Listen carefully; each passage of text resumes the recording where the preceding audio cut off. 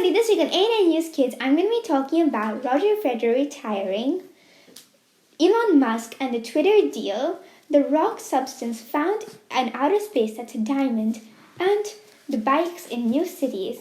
The country of the week is North Korea, and the extra fun segment is all about jellyfish. In the Mandarin segment, you're going to be learning different seasons in Chinese, and we are interviewing Madvee Muthu, an amazing person who does very different things. She does work in development as well as beekeeping, and I really hope you enjoy. Please like, subscribe, share, and comment below because we are trying to get to 1,000 subscribers.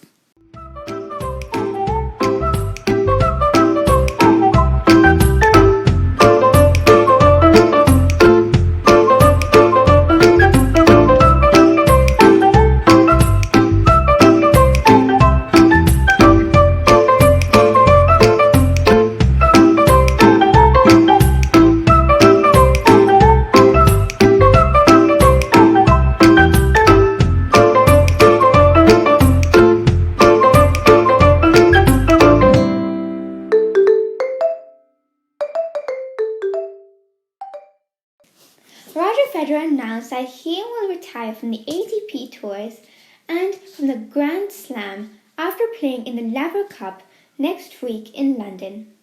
He is one of the greatest tennis players of all time, and he has won 20 Grand Slam titles. He has also played amongst his biggest competitors and two of the biggest tennis players as well, Rafael Nadal with 22 Grand Slam titles and Novak Djokovic with 21 Grand Slam titles. Roger Federer had gone through many surgeries, like knee surgeries, in the last few years of his career, which is why he thinks that it's best, also with his age, 41 years old, to retire. Many people wished him best of luck for the new part of his life and congratulations on his career till now, including Serena Williams, who also just retired, and Novak Djokovic and Rafael Nadal. Roger Federer has gotten many records in his life, including becoming the oldest person to ever reach number 1 in men's tennis at the age of 36, and for staying that way for 200 plus consecutive weeks.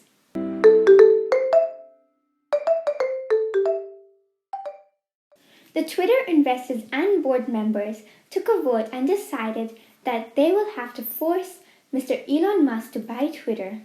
They said that they've approved the $44 billion deal that he had proposed in April to buy Twitter, and now they're going to do everything to make sure that Mr. Elon Musk buys it. In April, Mr. Elon Musk had proposed to buy Twitter for $44 billion. He was also the richest man in the world, and Twitter agreed. But in May, he decided to drop the deal because he said that Twitter did not give the right number of spam and fake accounts. He said that Twitter said that there was 5% of fake spam accounts, but he believes there are many more. There's going to be a court case now, and both sides will do everything they can to win.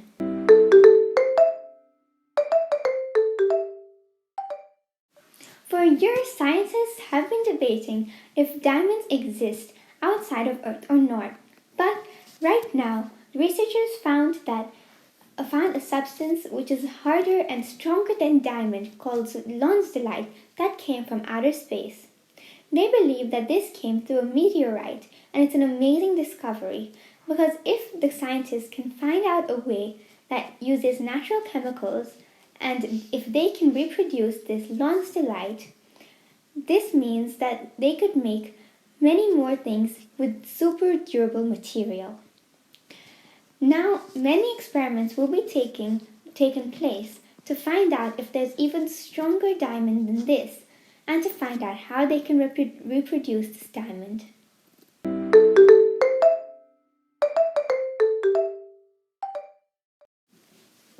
Since the pandemic, many cities have been trying to introduce more environmentally friendly ways to travel around. 4 big cities: San Francisco in the US, Paris in France, Bogota in Colombia, and Milan in Italy have decided to put even bigger biker routes and pedestrian ways. They've also started banning cars in some parts in order to make this a more environmentally friendly and healthier way to live. Paris had a new scheme that they wanted to make one part of Paris without cars and everything in just a 2-kilometer radius with bicycles. This is a much healthier way for everyone to live as well as it benefits the environment really well. Colombia started doing this just after the lockdown, and some other cities are now going to try and invest more money into this too.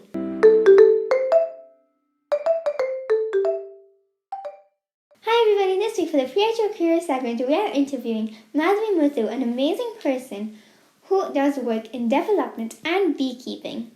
She does amazing work and her journey is incredible. I really hope you enjoy.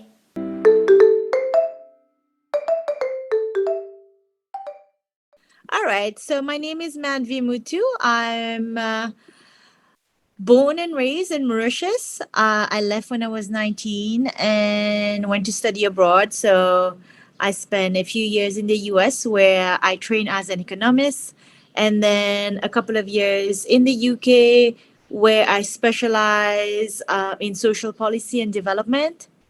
And then I started working. So for the past, I would say, over a decade now, I've been moving around a lot. I work so through my work, I get to relocate and work in different countries, but still, Mauritian at heart. Like I always come back home. Like in between contracts, I'm in Mauritius right now, and Wow, I'm that's technically amazing. based here. I'm technically based in Mauritius, but I'm never around.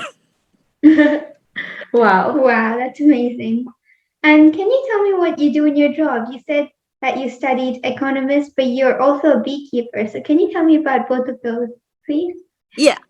So Mhm. I'll tell you a little bit about my original profession. Okay. So Yeah. I train as an economist and I specialize in social policy and development, and the idea Mhm. was to work as an international development professional. What like in like the simplest way possible, like to describe this is you've heard of the SDGs, the Sustainable Yes. Development Goals. So Yeah. this is led by the UN, and it's basically like a partnership, a global partnership of developing countries coming together to create a roadmap on how to end extreme poverty and other deprivations, that affect our quality of life, not just ours, but like Yeah. everybody's quality of Mhm. life. So anyone that works on achieving this goal will be like someone who works in the as an like a development professional. So like when you do it in a developing country context. Mhm. So you have governments, you've got multilateral organizations, the private sector, NGOs. There are like numerous like actors because all of these require people coming together from different angles to tackle like like the problem. So in my line of work, I work mostly on the social aspects of projects. Mhm. So, and I'm never alone. I'm usually part of a team, but Mhm. as part of that team, I look at the social part of it. So, is it going to improve quality of life? Does it affect certain communities? And if it does, how do we remediate that? Um, or sometimes, I work on like women empowerment Yeah. issues. So, how do we make that project more gender balance in terms of who benefits from it, but like the Mhm. longer term impacts that it will have on the different marginalized groups. So Mhm. that's a little bit like what I do. And I do it exclusively on African continent. As an African myself, from the get-go, I just wanted to learn about the continent and work on the Mhm. continent. So I do it just for African countries. Some people do it, they move around, and that requires learning a different context every time, which is great. But I personally wanted to focus on countries closer to home. Wow, that's Wow. amazing. Thank you. So Mhm. I'll tell you a little bit about the beekeeping, Yeah. because so the beekeeping is by itself, the way it's designed is as a Mhm. development project. Um, so I was helping someone get funding for a forest conservation work operation in Ethiopia. And Wow. as I was reading the project, I saw that one of the activities you promote when you do forest conservation is Mhm. beekeeping. So in remote areas, a lot of the deforestation is caused by people who live in those areas, and they cut down the trees to sell it as firewood. So I thought, okay, this is very interesting. So you can't just tell someone who needs the cash to survive to just stop cutting down trees. You have to give them other sources of income. Yeah. Mhm. And it's usually not one source of income. It's like a multiple activity, a group of activities that they do together, like that supplement that income. And beekeeping Mhm. was one of them. And I thought, oh, that's very interesting. Let me read more about that. And I read more and I got more interested. And I'm like, oh, there's something there. I think I could make a bigger project out of this. Yeah. So I went, did my research, and studied the entire value chain from the Mhm. farmer to the client who consumes Wow. it. Wow. Took me over a year to like, get information, but then Yeah. I'm like, you know what? I think there really is uh, something out of this. Mhm. And initially, I designed the project and wanted a different organization to implement, Mhm. but it was taking too long. So, like, to find someone who would be interested in taking the Yeah. project on. So, I decided to do it myself. Mhm. And yeah, since 2018 now, I've been working Wow. on Beat Stories. Wow. Um, we have, we're currently working with about 2,400 beekeepers Wow. in Wow. 5 countries. So we've got Kenya, Ethiopia, Mhm. Madagascar, Tanzania, and Mauritius. We have a small site in Mauritius. Mhm. Wow. That's That's amazing. amazing. Yeah. Thank you. It's a lot of Yeah. work. It's a lot of work, but Yeah. I love it. Wow, that's really amazing. And how did COVID affect what you do? So we launched, right. So, I registered the company in 2018, but we officially launched the product in the UK in September 2019. Bad Mhm. timing because COVID happened right after. But Yeah. what we did was, well, I kept working. There were different aspects of the project that could be worked on. And because we couldn't go in supermarkets were putting everybody on hold, like new suppliers on hold. Yeah. So I launched the online website and we started selling online in the UK. Wow. Um, yeah, and I was in Kenya when it happened, so I spent most of COVID in Kenya. And what Wow. I did Wow. was when I started, like, I launched the project in Kenya because Mhm. initially Kenya was not uh, meant to happen now, but later Mhm. down the road. But since I was there anyway, Yeah. couldn't Makes come sense. home. Mauritius was closed, so I Mhm. decided to start working in Kenya as well. Wow, that's amazing. We lived in Kenya for 7 years. Oh, you did? Whereabouts? Yeah. Wow. Yeah, that's nice. Yeah, it's an I amazing love it place. there. Yeah. So I still, I was there like the past 2 weeks. I only came back last night. So yeah. Oh, Oh, wow, that's wow. amazing. Wow. Mm. And could you tell us what you love the most about what you do? I think personally is so as an international development like professional, what I love most is the diversity of the projects I work on. I Yeah. work as a freelance consultant. So some people enter organizations and rise up for the ranks within one organization. I chose not to do that. I wanted to have more flexibility in the choices that of projects I work on. Yeah. So I work as a freelance consultant. It comes with its own advantages and disadvantages, but one big advantage is that the nature of the project changes a lot.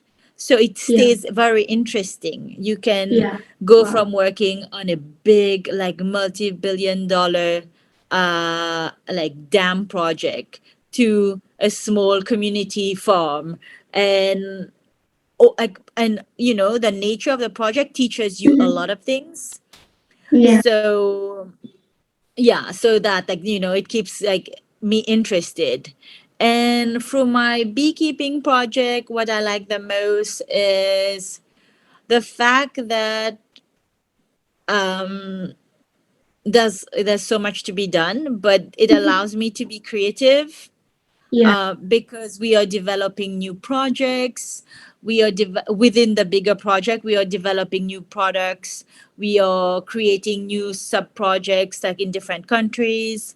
We are also, I mean, it allows me to meet communities like in a lot of like different countries. So working with the people directly, um, because initially I'm the one who goes on the ground and finds the communities, and Yeah. then other people step in. But the first initial contact is usually like something I do, and I enjoy that. Yeah, so it allows me to be entrepreneurial, creative, a businessman, a development professional, all in one. Wow, that's really nice. That's amazing. I, yeah, thank you. Wow. Mhm. Thank you. And what is your advice to kids? I think my advice would be to try new things. So very often I mean, especially growing up in Mauritius, there's a very conservative path for everybody, Mhm. for children especially, and it's a path that very often is designed by your parents, not just yours. But if you have the opportunity to try something new, whether it is a sport, an activity, extracurricular activity, or to learn something new, like sometimes you've got these programs for coding, for learning about robotics, like like it's very different from what we're Mhm. used to, and you guys have a lot more opportunities now than what I had when I was in school. But yeah, so give it a shot. You don't know what you'll end up liking. Yeah. I'm a beekeeper myself. I never thought, like 20 years ago, I mean, even 10 years ago, you would have asked me, what do you know about beekeeping? I would say nothing.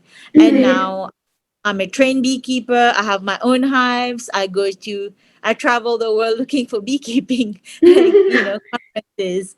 Yeah. So, it's very interesting. So, if you've got the opportunity to try something new, give it a shot. You might not Wow. like it, but you never know. You could find something that you love. Wow. Thank you so much. That's amazing advice. Thank you. Thank you for You're your time welcome. today. It was really nice listening to you and talking. Thank you. Do you have Mhm. any Thank you so much. questions?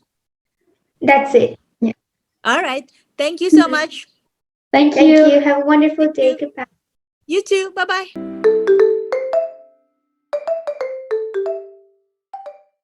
La Corée du Nord est un pays en Asie du Sud. Sa capitale est Pyongyang et sa population est de 25 millions d'habitants. La Corée du Nord n'a pas de jeans qui sont bleus. C'est un symbole d'impérialisme aux États-Unis. Il n'y a que 3 chaînes de télévision là-bas. Le Rangrado Stadium est le plus grand stadium du monde avec 150 000 places. Pekutsan est la plus haute montagne là-bas, à une hauteur de 2744 mètres. Le calendrier nord-coréen est basé sur la date de naissance de la fondeur. Merci.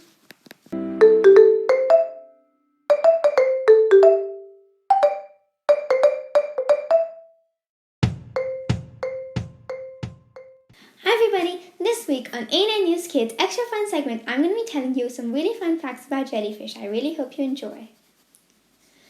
Jellyfish are more than 600 million years old.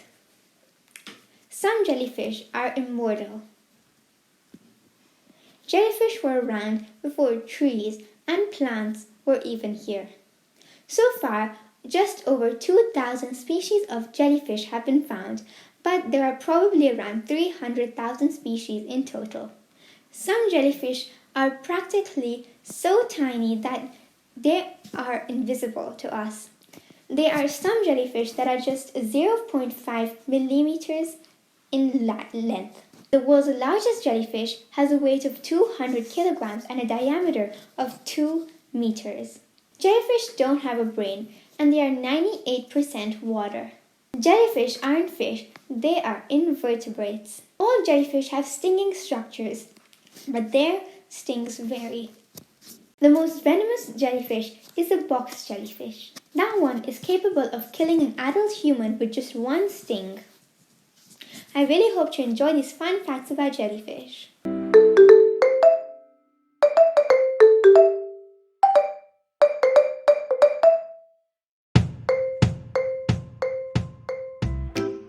Hi everybody, this week for the Chinese segment, I'm going to be telling you the seasons in Chinese and I really hope you enjoy.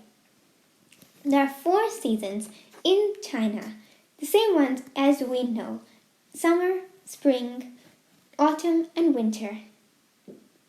Summer is 夏天. Fun fact, Xia was the first dynasty in China, the Xia dynasty. 夏天. Spring is 春天. Autumn is 秋天.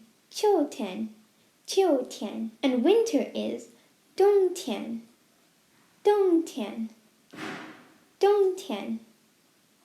In many countries, all 4 seasons aren't very distinctive, but in China they are. I really hope you enjoy these seasons in Chinese. 再见.